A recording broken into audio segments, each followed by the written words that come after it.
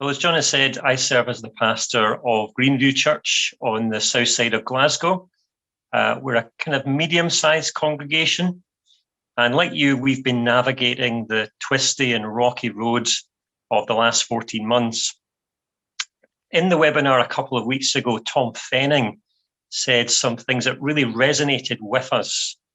So we too are trying to encourage people to return to church, to be earnest in prayer, to re-engage socially with each other, and to plug back into service. And I would encourage you to re-watch Tom's little webinar on that. But rather than retrace that ground, I want to share three other observations from the Greenview standpoint. Firstly, the last 14 months have been a really mixed bag for us.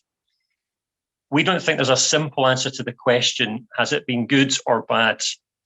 It's been a mixture of blessing, curse, and neutrality. So to use a car analogy, some areas of church life have broken down completely. Much of our community ministry was building-based ministry. And so our community presence has largely been stalled during the last year. And yet in many other areas of church life, we've actually continued at the same speed. Albeit with some tweaking. We've kept on preaching and praying, evangelizing and caring. Our CAP ministry has continued online. And by the grace of God, we've even enjoyed some baptisms. And we've been learning, I think, in our experience, what we've also been learning through our preaching, as we've gone through books like Ecclesiastes, Revelation, and 1 Thessalonians. We've been seeing that life in this world, especially for the Christian, is hard, but it's also hopeful. So keep on going. And that's the message of so many books in Scripture, but we've really been living that out much more as a church.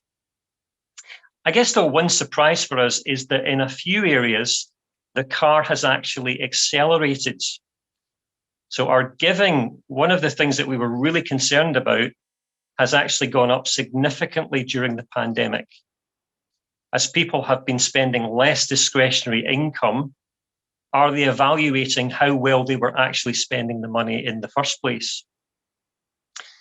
Also, a number of building projects have accelerated during this time as we've been able to fast forward, bringing the building more into the 21st century. So this last period of time has been a real mixed bag for us. Secondly, it has also exposed our strengths and our weaknesses as a church. It's only when you apply pressure to something that you see where the weaknesses are. The weak chair leg is exposed when you sit on the chair.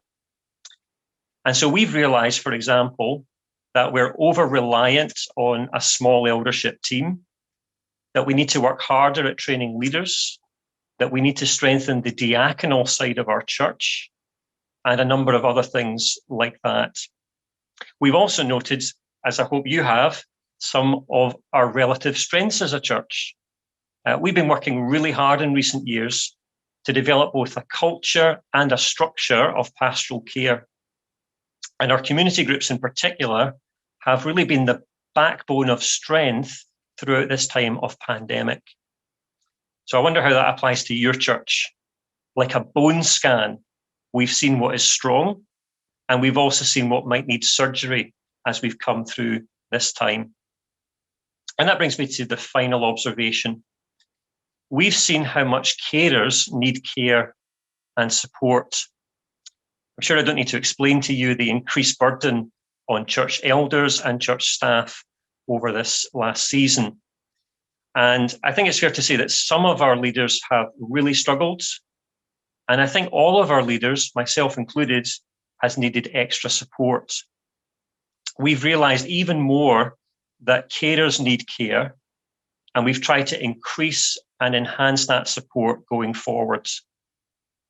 So whether it's one of the things we've done is we've paired up two elders so that they meet 3 times a year and they have the opportunity just to speak more personally, to unburden themselves, to be accountable, and to pray for each other. We're currently considering for the first time elder sabbaticals as well as staff sabbaticals. we're learning to not just assume that a fellow leader is doing okay, but to ask the question and to pray for them. We've been reading Paul Tripp's book, Lead, as an eldership and as a staff team.